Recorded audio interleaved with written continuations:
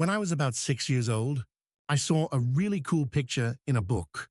It was a picture of a boa constrictor swallowing a wild animal. Boa constrictors swallow their prey whole without chewing it. Then they can't move their bodies for a while and sleep for months. I was so amazed by it that I drew the first picture with colored pencils.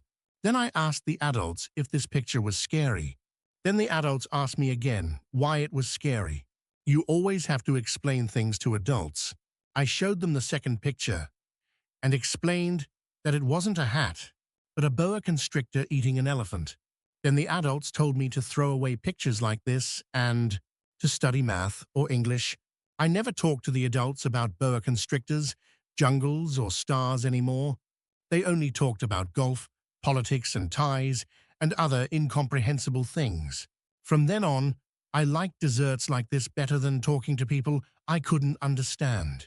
When I first met the little prince, it was 6 years ago when I was stranded in the Sahara Desert due to a plane engine failure. Draw me a sheep, thousands of miles from any human settlement, and with death right before my eyes.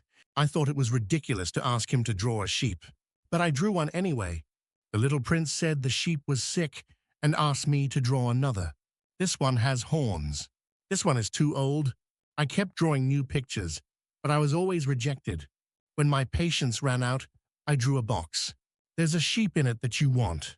The little prince's face lit up. We became close, and I could hear where the little prince came from and what kind of journey he had made.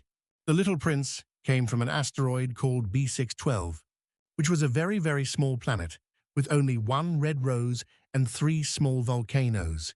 And there was a baobab tree growing there, and if the baobab tree grew too big, it would cover the entire planet.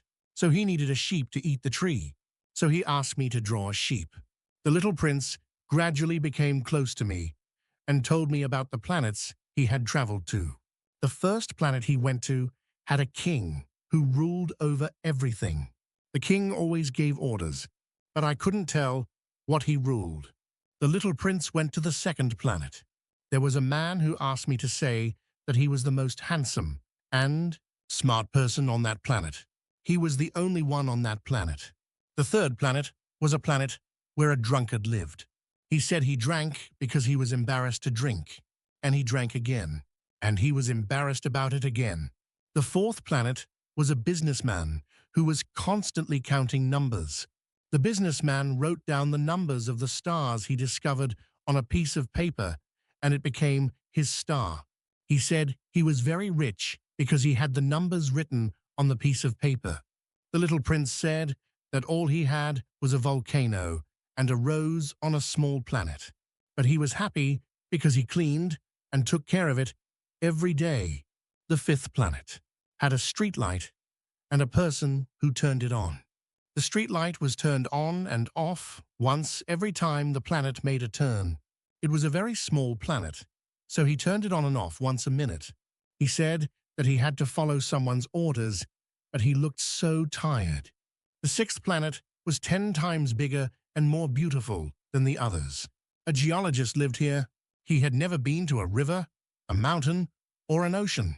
He said he was not an explorer. The next place he arrived was Earth.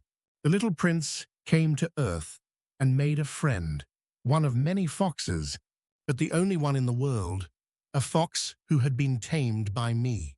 And there were tens of thousands of roses there, but he realized that the roses on the inner planet that he had watered and cared for were the most precious. After hearing the little prince's story, it was the day the plane was finished being repaired. I saw the little prince with a snake, and after a while, I saw the little prince fall down. The little prince said that he was going back to his planet. And he said this: "The planet I live on is so small that I cannot tell you where it is. But if you think of one star among many stars as your star, you will always be able to smile and look at the stars.